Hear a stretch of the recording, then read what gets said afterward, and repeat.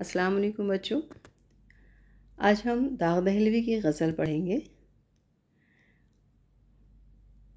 दाग एक बहुत बड़े शायर हैं, उस्ताद शुरा में शुमार होता है इनका, और 1831 में इनकी पैदाइश हुई और 1905 में इनकी वफ़ात हुई। मिर्ज़ा ख़ां नाम था और दाग तख़ल्लुस। नवाब शमसुद्दीन अहमद ख़ां रईस लोहारू के बेटे थे। दिल्ली में पैदा हुए, लाल किले में परवरिश पाई, ज़ौक़ के शागिर्द थे। ज़ौक़ एक बहुत बड़े शायर हैं और एक उस्ताद शायर हैं। बहादुर शाह ज़फ़र के उस्ताद रहे हैं। बहादुर शाह ज़फ़र आखिरी मुग़ल बादशाह, और वो भी शायर थे, और ज़ौक़ उनके उस्ताद थे, शेख मोहम्मद इब्राहिम ज़ौक़। 1857 के बाद रामपुर चले गए।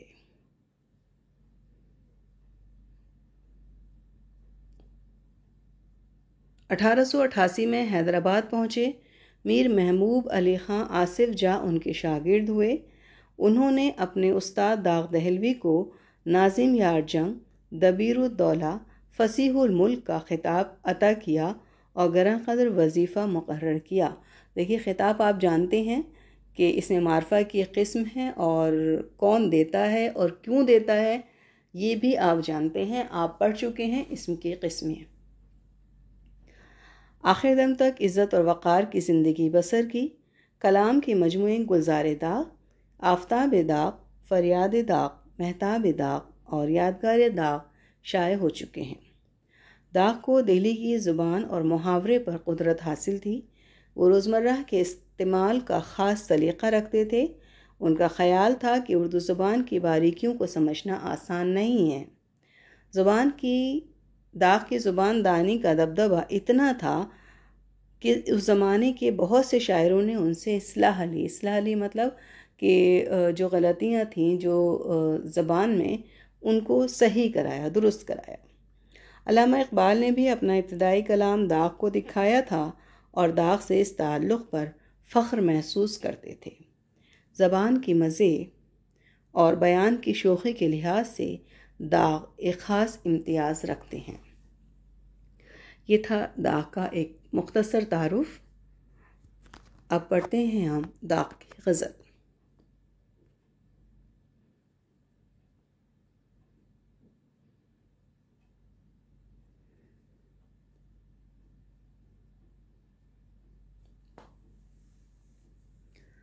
खातिर से या लिहाज से मैं मान तो गया, झूठी कसम से आपका ईमान तो गया। आप अगर झूठी कसम खा लें तो ज़ाहिर है ईमान तो चला ही जाता है। यहाँ शायर कहता है अपने महबूब से कि तुम्हारे वादे पर मैंने एतबार तो कर लिया, तुम्हारी खातिर, तुम्हारी वजह से या तुम्हारे लिहाज में आकर मैंने मान तो लिया। तुमने जो कस्में खाई थी, वादा किया था, उसको मैंने मान लिया कि चलो तुम ठीक कह रहे हो, लेकिन तुम्हारी जो ये झूठी कसम है, इससे तुम्हारा ईमान तो चला गया।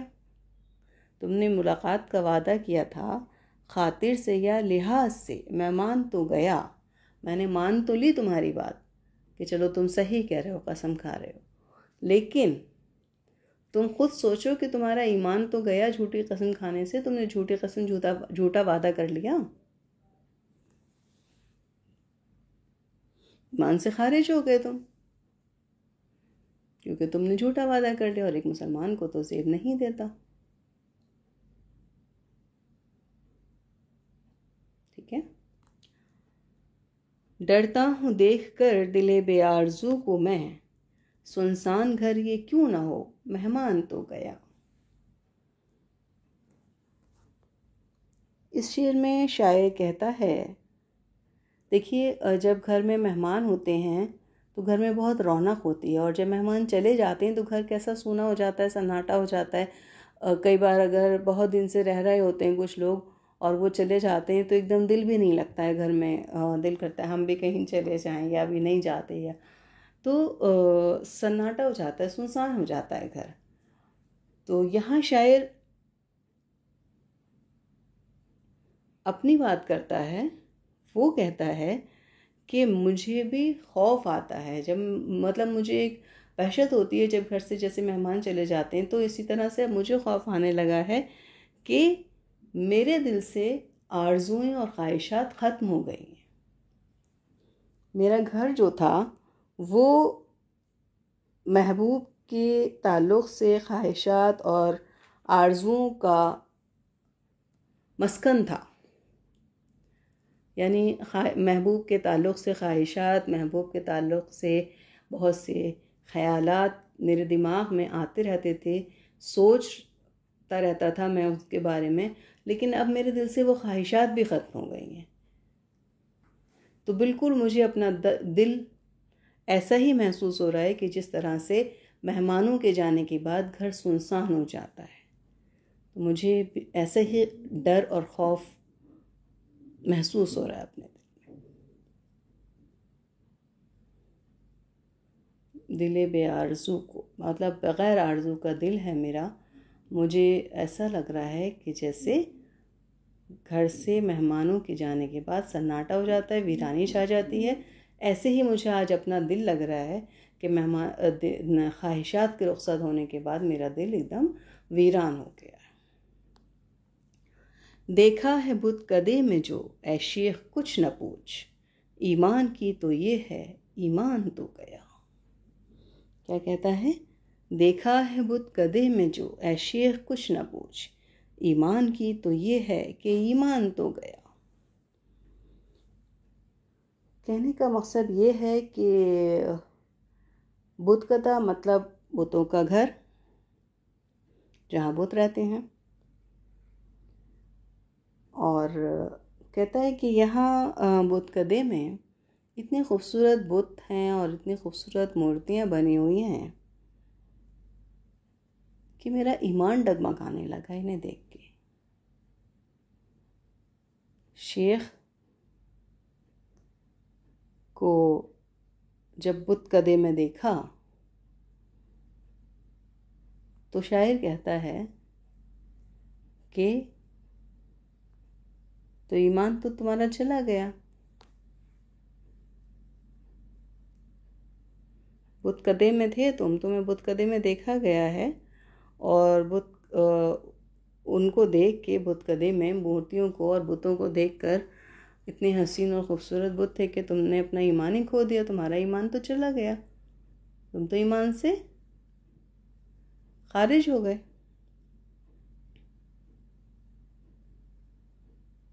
ना पूछो मेरी क्या हालत हुई तुम्हें वहाँ देख के। मुझे ऐसा लगा कि जैसे ईमान तुमने खो दिया।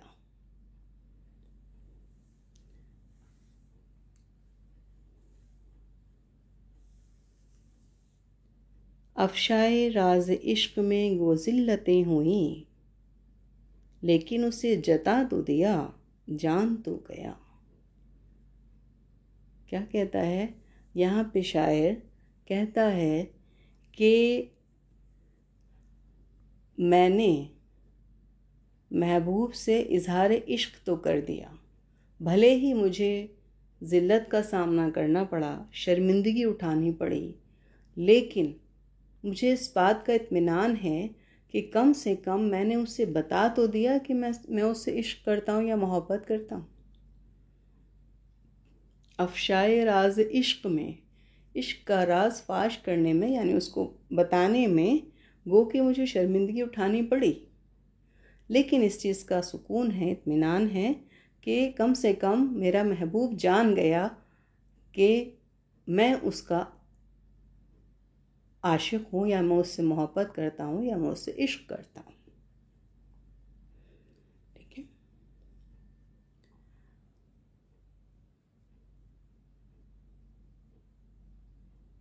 गो नामा बरसे खुश न हुआ पर हज़ार शुक्र, मुझको वो मेरे नाम से पहचान तो गया। अब जाहिर है शायर ने इश्क का इजहार किया था और महबूब जान गया कि हाँ कोई आशिक है। तो अब शायर ने महबूब को ख़त लिखा और महबूब का जवाब आया है, तो उस जवाब से शायर नाखुश है। मतलब उसे उसका जो मज़मून है, जो महबूब ने लिखा है, जवाब जो भेजा है, उस जवाब से उसे